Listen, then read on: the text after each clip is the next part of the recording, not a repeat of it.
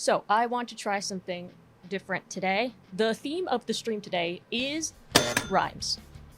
Rhymes are something very near and dear to me because there's rhymes that are just kind of cliche and cringy. Like when you hear heart rhymed with dark, you're like, ugh, this again. But sometimes you hear a rhyme that's just so unfathomable, like to the point where you're just wondering how anybody could have thought of it. I do want to give a shout out to the post here. T-Pain did in fact rhyme mansion with Wisconsin. Like, the theory is that if it's a little bit quieter and I keep talking about it... Oh, here it is. Yay! Yay, mansion Wisconsin. You're right, only T-Pain could pull that off, and good for him that he did it. Now, as far as the actual comments go, the top comment on here is I'm a Star from Wish. Several people asked me to review this song just in general because, like, it makes sense, right? But there's a reason I haven't. And that is because, like, this video is a joke. Like, not this video. Like, this song's a joke, right?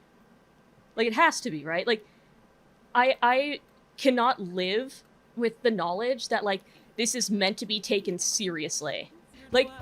Like this song has to be kind of like, you know how, like, Under the Sea is really comedic? I assume that I'm a Star was supposed to be... Yeah, Lavender's saying what I'm trying to say, which is, like, you know, in Popular from Wicked, there's the part where it's, like, popular lar, because that's the joke. Like, it's a comedic song, it's not meant to be taken super seriously. The thing about comedic songs is you have to be funny. The part where it says, like, I'm so mad I can't have the lyrics up on the side, but there's the part where it says, like, eloquent dancers. Like, that's just not the right word. That's the problem, is to be comedic in, like, a song, you have to be good with your words, right? It's, you know, any sort of verbal comedy, you have to actually know what you're saying. Like, yeah, all these lyrics are horrible. But I'm saying that the reason they're horrible is because they're unfunny. Yeah, the shareholders line. And this, like, random solar that's, like, the hashtag at the end. We don't find this funny. This is really kind of like a who's who of types of bad lyrics. How generationally and galaxies don't really work as a slant, even in this context. We're here for all your question marks. This forced rhyme because they couldn't find a better way to say it. So they just found, like, it technically makes sense, but nobody would ever say that. Nursery in history is not a rhyme. That's not even a slant. We're taking Y's right out of mystery closure. Like, hashtag closure. This is kind of the perfect storm of shitty lyrics. Lavender sent in Venice the Musical. 1 time fool me and it's a shame on you. 2 times fool me and it's shame on me. 3 times there's never 3 times because I'm foolish and you're never fooling me.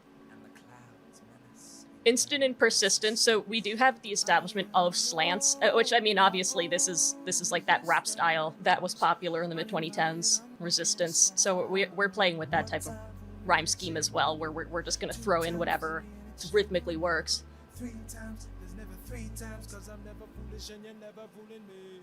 Okay, I kind of... Oh, this is a nice groove.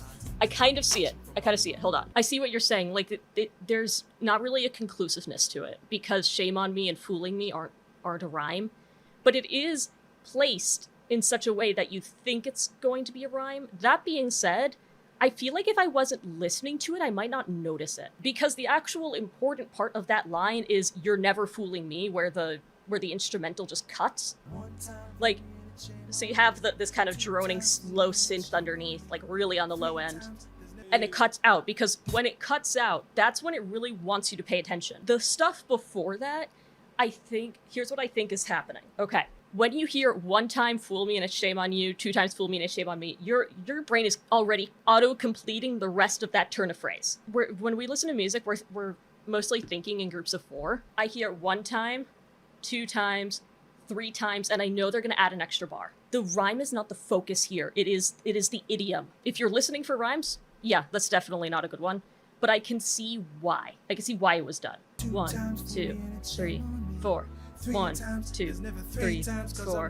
1, 2, 3, 4. Sometimes that's like the point, is the rhythm over the actual rhyme. That's important to remember because a lot of the time that is what we pick up first. I think that messing up rhythm is, like, the most disruptive. If you mess up lyrics bad enough, that will take people out of it, but I think it's usually connected to rhythm, because rhyme and rhythm are connected. So I truly think that you can miss a rhyme on something like this, because it is not disruptive enough to break the rhythm, and the rhythm's the focus. The worst rhyme I've ever heard, so I know that a lot of my viewers are younger than me. I don't know if you guys remember Train. I think this went to number 1. But then if you go like forward to the second chorus, it's this Lion and Scion. Like Scion, like the car. And that was on the radio. And I had to listen to that because my sisters liked that song and it was dreadful. Scion is a cool word. Well, yeah, but it's not talking about Scion like the traditional definition. It's talking about a Scion like the car. The car that's not even that big of a brand. Lavender's other one on here was Never Wish War on a People. Morning sky looking dreary like a painting painted by a guy whose demise was waiting. That is bad. Where is it on here? Explain the pictures I'm seeing. Willow black dress mascara. Hey, you did not mention that the song rhymed explain with seeing. That's perpendicular. Actually, I would say that's not a rhyme at all. He's trying to rhyme it with explain because he says it like seeing. Morning sky looking dreary like a painting painted by a guy whose demise was waiting. And I know that he did it because guy whose demise, he's aiming for that internal rhyme, but if it said painting by a man whose demise was waiting, it would be slightly approved. I don't know if that would fix it though, because painting and waiting you could get away with, but like to say a guy whose demise was waiting as opposed to a man whose demise was imminent. Like, that's the word you'd actually use. It's one of those things where grammatically it makes sense, but we would never say it like that. Those lyrics always bother me because if you go after them, there's always going to be one person who's like, but I understand what he meant. And it's like, yes, I also understood what he meant, but he said it badly. Therefore, it is bad. The most insane rhyme I've ever used is the one I've mentioned several times, which is spiral and drywall. And I want that on my grave. Could have saved yourself from the spiral, instead you punch a hole in the drywall. It's my best lyric. Kalaxin responded with a Snow White lyric, and if you press read more, you'll see the essay that's beneath it. It was, what used to be a mess that lived at this address. Yeah, that is a bad one. That's bad. Like, the rhyme isn't the bad part. It's like the syntax of the sentence. Yeah, the problem is that address doesn't work in this setting. Like, it's again, a very strange way to say it. You're right, I can't stand listening to this for too long, which is impressive, because I can listen to a lot of bad things for a long time. The McDonald's of musical theater. Yeah. Yeah, what used to be a mess that lived at this address. That is kind of Ruby-esque, actually. Like, if you condense that, you could say, a mess used to be at this address. Or you could just say, there used to be a mess here. There used to be a mess here. Yeah, that's another thing. Messes don't live. Hell's Greatest Dad from Hazbin Hotel. Looks like you could use help.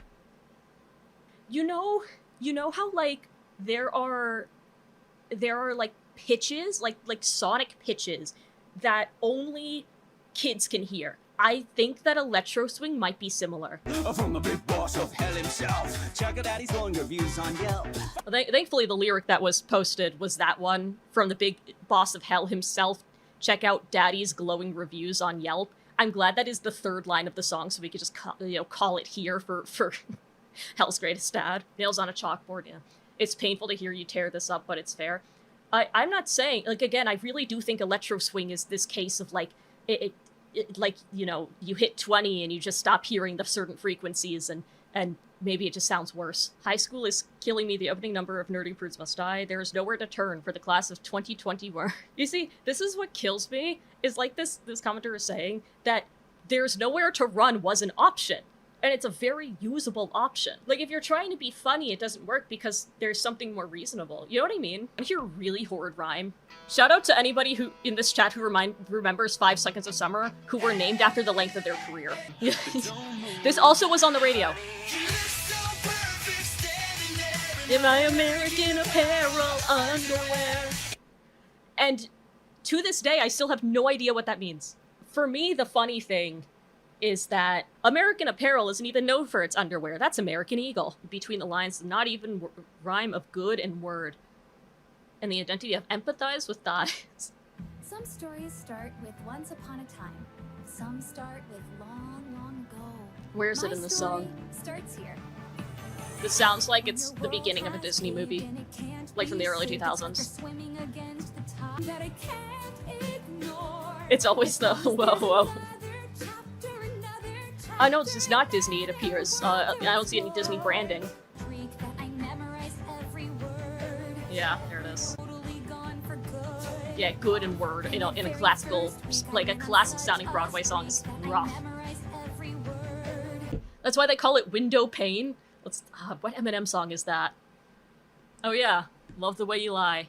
Yeah, now you get to watch her leave out the window. Guess that's why it's called Window Pane. Multiple times. We can do the Shrek polar bipolar. The Shrek musical I already take beef with because, like, from what I've heard, the setup of it is really weird. It's story time. It paints Shrek as being like this guy who's sad that he's alone and everybody's afraid of him, whereas in the movie, like, that was exactly what he wanted. He wanted to be gross and off-putting so people would leave him be. But the thing that's funny is that, like, a Shrek musical could be really facetious and funny, and that's just not what they did. Music, like, why wasn't a Shrek musical subversive? That was the whole point. Here it is. Though I seem a bit bipolar. Like, that has its own issues. It's very outdated. Well, this is from 2008, so I guess you could kind of give it a pass. Yeah, bipolar and bowler. Again, this song thinks it's funnier than it is. And I feel like if the rest of the lyrics were, like, shitposty, that could have flown. Alright. Somebody mentioned this. From Bully the Bully. From Nerdy Prudes Must Die.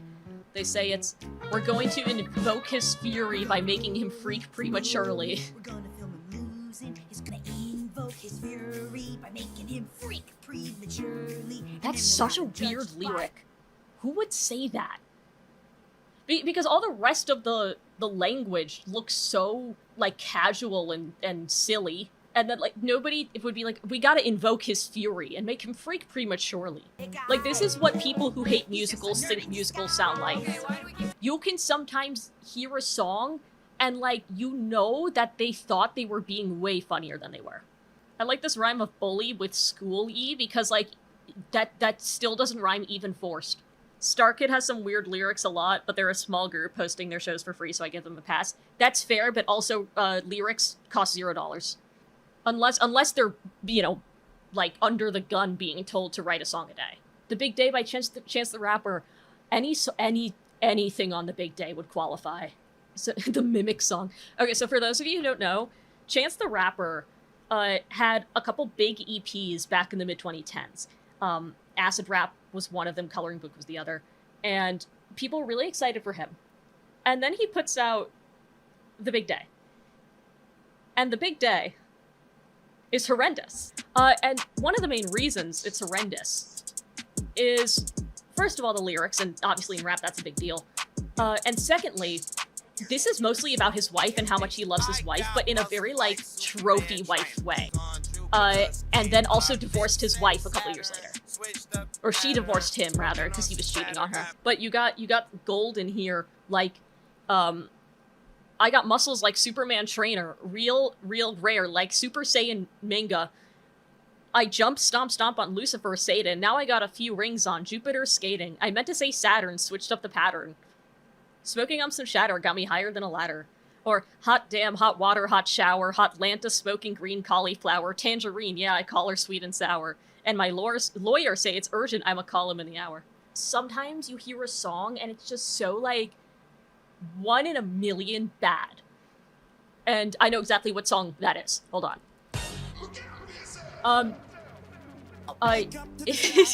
So, back in 2022, my friends and I would quote this song to each other all the time, but I never listened to it all the way through more than twice, because I'm like, oh, this is just shit. It's like, you could qualify every single line in here, tell you you're the greatest, when you turn, they hate us. Oh, the misery, everybody wants to be my enemy. This song has a really bad rhyme in it, and it's one of those other ones where I was like, oh, rhymes could be incorrect. Here it is. Give up your wish. Don't be Big foolish. things aren't Give up for your wish. Big things aren't for you. you. Which is a really funny line in the context of the show because it's supposed to be Weiss's father talking to her about how she's, you know, like, gonna have to inherit the company or whatever. Like, no, big things are quite literally for her, whether she wants it or not. Yeah, it's fooling Yora being rhymed. Lil Mabu, everything Lil Mabu has ever said is the worst thing I've ever heard. Didn't this chart? Like, most of our rappers that signed to the streets. Oh, this is only a minute and a half, by the way. I think this charted. I think you should have to undergo a background check before writing music like this. I cap in my raps. I'm an innocent tweep. Keep a teddy bear when I sleep. Do you have a least favorite lyric from Taylor Swift?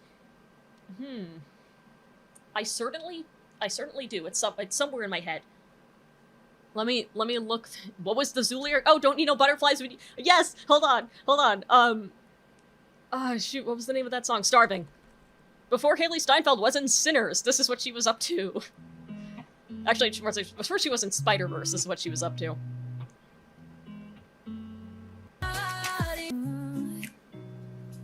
Here it is. This is a bad rhyme. This was a great example of a bad rhyme. No butterflies when you give me the whole damn zoo. It's like the most 2017 lyric out there. it was very much radio fodder. But I'm trying to think, worst Taylor Swift lyric. I could argue. Hold on. Sorry to the rep fans out there. I will argue this. Just because I also don't like this song in general. Here it is. There it is. Heist and an Island is also pretty bad. I would not say Ready for It is Taylor's finest moment. There are better songs in Reputation. Tortured Poets Department, like the song, You smoked them, ate 7 bars of chocolate, we declare Charlie Puth should be a bigger artist. And then I scratch your head, you fall asleep like a tattooed golden retriever. like a tattooed golden retriever. Oh, Meghan Trainor. Oh my gosh, any of her songs. Nobody has ever called Meghan Trainor mother, except herself. Like, in her imagination. I am your mother. Listen to me. Oh, the Mr. Sandman interpolation is, that's something. I am your mother, you listen to me, stop all that mansplaining, no one's listening. So she's rhyming listen to me with listening. Which is, I've been called mother more than Meghan Trainor and I'm a guy. I once saw somebody call Tate McRae mother in the wild. Tate McRae was like 20 at the time. I need to pull up the Beauty and the Beat verse. You really need to, like, hear Selena in, like in the original context. I'm gonna hit him with the ether. This was on the radio. Wiener, but I gotta keep an eye out for Selena. Gotta keep an eye out for Selena. That is a pretty horrid rhyme, but it's, like, iconic. Like, it loops back around. Okay, well, my microphone seems to have given up. I'm glad you guys hear me, but because it is time anyway, I'm going to say goodbye, and I hope you all have a wonderful rest of your weekend.